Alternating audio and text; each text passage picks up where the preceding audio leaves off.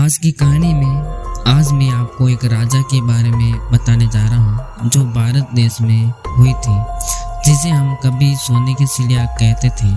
लेकिन अंग्रेज लोगों ने हमारा सारा सोना भारत से लूटकर अपने देश में ले गए थे।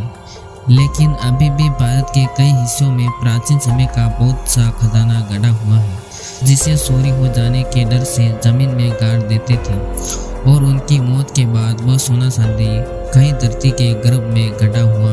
ऐसा ही घटना मध्य प्रदेश दादर जिले के डोनियाखेड़ा गांव में हो रही है, जहां के एक आदमी को एक आत्मा ने बताया कि इस हवेली के नीचे सोना चांदी गड़ा हुआ है।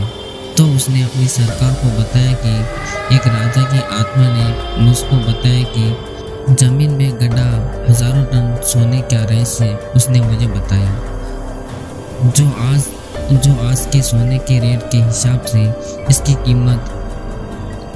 कीमत तो 200 अरब रुपए के लगभग होगी। कौन थे राजा रामबन?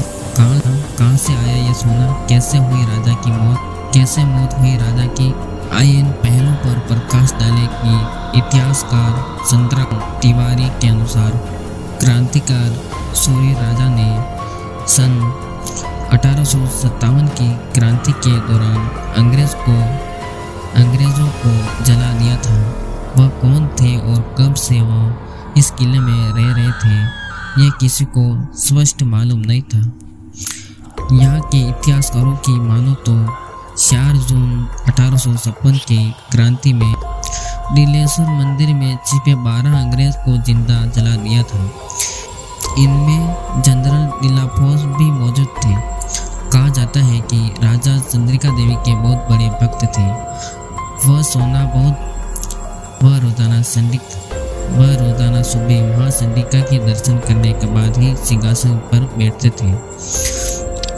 लोगों के अनुसार राजा पूजा करने के बाद अपने गले में फूलों की माला जरूर पहनते थे। यही वजह है कि अंग्रेजों को जिंदा जलाने की सजा रूप में फांसी की सजा सुनाई गई और उनके फांसी पर लटकाया गया। तो उन्हें कुछ नहीं, इस तरह की 3 बार फांसी दी गई, मगर राजा को कुछ नहीं हुआ।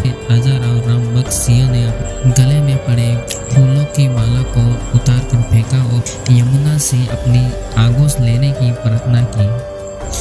उसके बाद जब अंग्रेजों ने उसकी फांसी पर लटकाया तो तब उसको प्राण शरीर से निकल गए थे और उस इंसान को जिस आत्मा ने बताया था वो आत्मा वही होगी और उस इंसान को जिस आत्मा ने बताया था वो आत्मा वही होगी। इसके बाद उस आदमी को थोड़ा बहुत रुपया मिला और सारा खजाना सरकार को मिल गया।